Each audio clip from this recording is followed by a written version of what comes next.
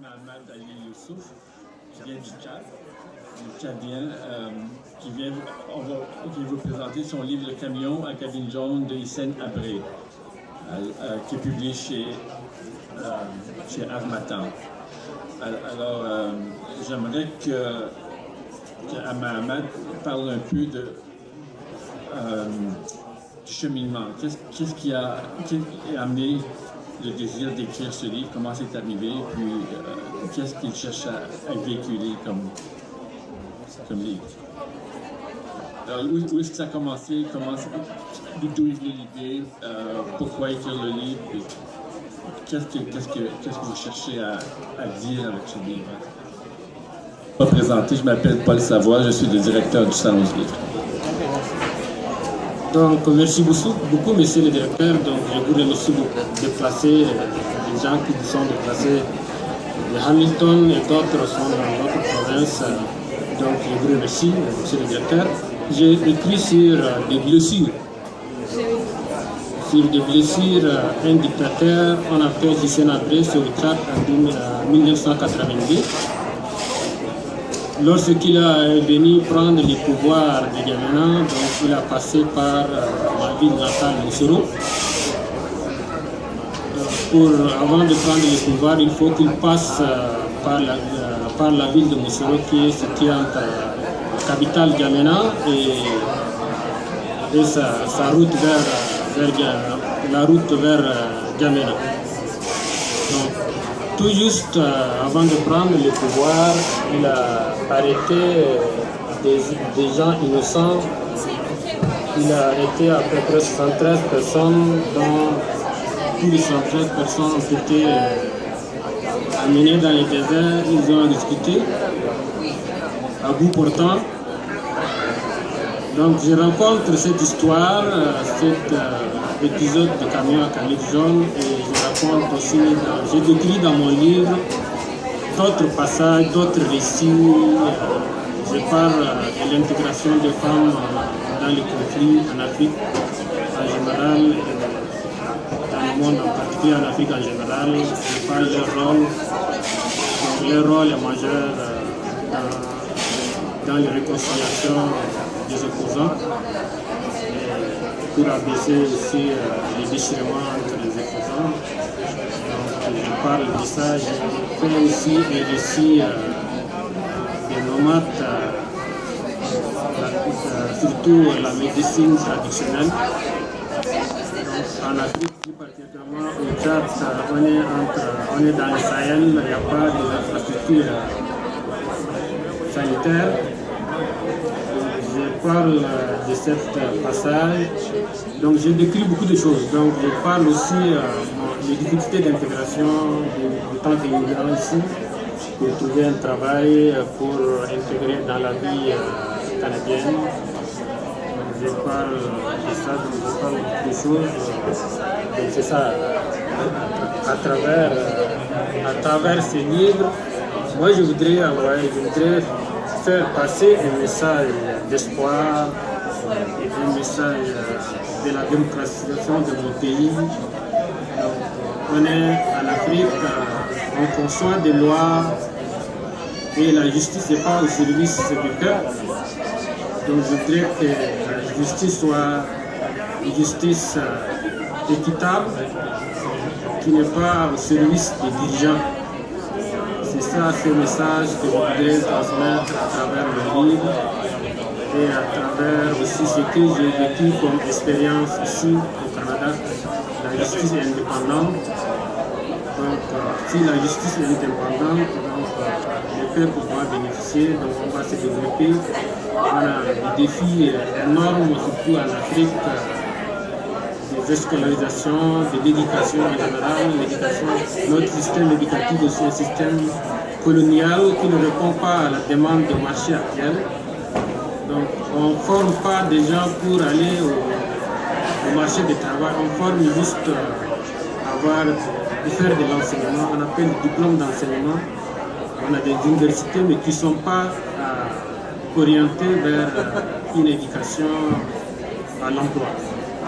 Donc, s'il fallait définir un peu le style ou l'approche du livre. Alors, si je comprends bien, c'est pas un roman, c'est plutôt une réflexion, une tentative de déclencher une réflexion sur l'État, de faire connaître une situation. Oui, c'est exactement ça. Donc, le livre, c'est-à-dire, c'est un récit de témoignages. Donc, il y a l'épisode de Camion à Saint-Jean qui est, pour moi, c'est quand quelqu'un extermine une population, une grande partie de la population, sans un procès équitable. Donc, ça me touche, ça touche tout et chacun. Oui, alors c'est un sujet extrêmement important. J'espère que c'est un livre qui va avoir rejoindre un public, des gens qui vont le lire. Il y a quelqu'un qui va lire un passage. Je pense que c'est une façon aussi de présenter le livre de façon plus directe. Vous avez voulu lire un passage du livre? Oui.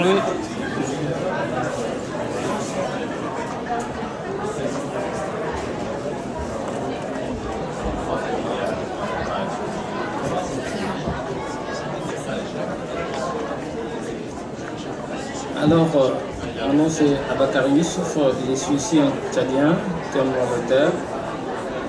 Alors pour moi, c'est pour la première fois que je vois un livre qui parle sur l'histoire d'un dictateur qui a fait beaucoup de désolation à toute la couche tchadienne.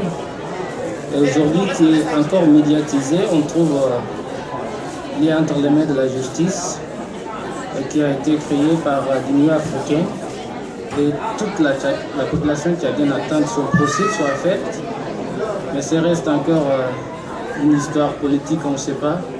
Quand est-ce que ce monsieur sera jugé et les Tchadiens sentiront que la justice a été faite pour ces milliers de victimes qui ont connu l'histoire dramatique de ce monsieur pendant son règne au Tchad. Et alors ce livre est intitulé Le camion à cabine jaune de Hissène Habré, comme l'auteur vient de décrire le passage de ce monsieur. Il a vécu ces événements étant jeune, je parle de l'auteur.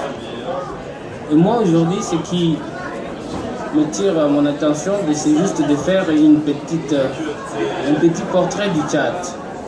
Donc ça, on le trouve ici dans le chapitre 11 du livre. Alors le reste des explications, je laisse le soin au auteur d'expliquer. Alors j'ai fait la lecture de ce passage. Le Tchad, immense pays d'une superficie d'1 284 000 km², 2 fois et demi celle de la France, est une terre de rencontres avec des paysages volcaniques au nord, ses dîmes, des sables au centre et ses populations. C'est dans le désert tchadien que les scientifiques ont découvert il y a quelques années le crâne fossilisé complet du plus ancien ancêtre de l'humanité, Toumaï, le Sahelanthropus tchadantis, vieux de plus de 6 millions d'années. Il vivait 3 millions d'années avant Lucie, dans le désert du Tchad, à 2500 km à l'ouest de la vallée du Rift, considérée jusqu'alors comme des berceaux de l'humanité. Le Tchad est le véritable berceau de l'humanité. Le nom du Tchad vient du lac Tchad, Tchad en arabe, situé entre l'Afrique du Nord, l'Afrique blanche et l'Arabe du Maghreb, et l'Afrique noire. Le Tchad était autrefois recouvert d'immenses lacs bordés de forêts tropicales. Le lac Tchad s'écoulait alors dans le Bahr el Ghazal, littéralement en arabe, la rivière au gazelle, région où plus tard la ville de Moussoro sera fondée, le long de la rivière Bahr el Ghazal. Cette rivière qui va du nord-ouest au sud-est se jette dans le lac Tchad, aujourd'hui 10 fois plus petit qu'il y a 50 ans, en raison de la sécheresse et de l'accroissement de la population riveraine qui utilise les eaux du lac. Aujourd'hui encore, les traces de dessèchement sont visibles. Les éleveurs du Nord sont des nomades pasteurs divisés en plusieurs ethnies, dont chacune est maintenant administrée par un chef de canton. Avant la réforme administrative de la France, le Nord était divisé en 3 grandes régions administrées par les sultanats. Cette réforme a décentralisé le pouvoir du sultanat pour le remettre dans les mains des chefferies traditionnelles qui collectionnent les impôts sur le bétail et les personnes. Il retenait un pourcentage souvent abusif de ces sommes en rémunération. Si le chef de canton ne collectait pas assez d'argent, il était remplacé par un autre. Ce système a fait fuir plusieurs éleveurs dans les pays voisins ou ailleurs, comme en Arabie Saoudite, pour éviter d'être ruinés. Cette réforme a créé des problèmes qui n'existaient pas, comme des conflits entre les ethnies et les guerres fratricides. Encore aujourd'hui, les éleveurs caravaniers se déplacent sans route à la recherche de natrons et de sel, de nourriture et d'herbes pour leur bétail lors de la période de transhumance. Ils vivaient dans des campagnes composées de tentes organisées sur la base de la structure familiale. Les agriculteurs du Sud sont aussi divisés en plusieurs ethnies. Les différentes ethnies sont, comme au nord, regroupées en cantons. Cette centralisation est le fruit de la réforme française. Ces agriculteurs sont attachés à leurs terres et au culte des ancêtres. Ils vivent dans des villages de façon sédentaire. Autrefois, ils habitaient dans des cases. Aujourd'hui, ils habitent dans des concessions. Une concession est une habitation entourée d'un mur encadrant une cour. L'habitation est subdivisée selon l'organisation familiale. Les agriculteurs cultivent dans de grands champs reçus des ancêtres le blé, le mil, le maïs, etc. Certains, délaissant les cultures traditionnelles, cultivent le coton, culture imposée par la France. Le Tchad est le défi de la diversité. Enclavé au cœur du continent africain, le Tchad est frontalier avec 6 États. La Libye, soutenue par l'URSS au nord, le Soudan et l'Égypte, soutenue par les États-Unis et la France. À l'est, le Cameroun, le Niger et le Nigeria à l'ouest et la Centrafrique au sud. Chacun de ces États soutenait une faction qui était géographiquement proche de lui. Ils joueront un rôle important dans le soutien de mouvements de rébellion. La division entre le nord musulman et le sud animiste et chrétien n'existe pas en réalité. Mais les politiciens la construisent et l'alimentent à leur profit.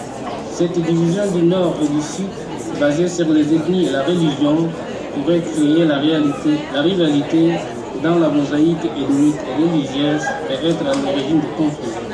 La France, pour exercer son emprise coloniale malgré l'indépendance, et les autres puissances occidentales ont utilisé ce conflit pour contrôler ces pays et en profiter. Pour mieux comprendre la société tchadienne, il me fallait trouver quelqu'un qui connaissait l'histoire politique du Tchad, quelqu'un qui l'avait vécu. Il existait peu d'ouvrages dans le pays qui portaient sur l'histoire du Tchad. Je voulais comprendre aussi comment le pouvoir était partagé entre le nord et le sud depuis l'indépendance. Depuis le règne des sudistes jusqu'à la révolte des musulmans qui ont conduit à la création du FOLINA, Front de Libération Nationale au nord, j'ai poussé la réflexion plus loin, mais sans parvenir à comprendre la réalité géopolitique et l'alternance ethnique. C'est ce passage qui m'intéresse. Donc, merci beaucoup. Je vous offre le résultat de mon travail. Donc, il y a plusieurs défis à réaliser au Tchad. Il y a une multiculturelle. On a aussi le défi du cercle de la pauvreté. Aussi le défi de la justice, de l'éducation. Donc il y a plusieurs enjeux, donc défis à relever. Donc je vous offre le résultat de mon travail. Je pense que vous allez apprécier mon objectif possible.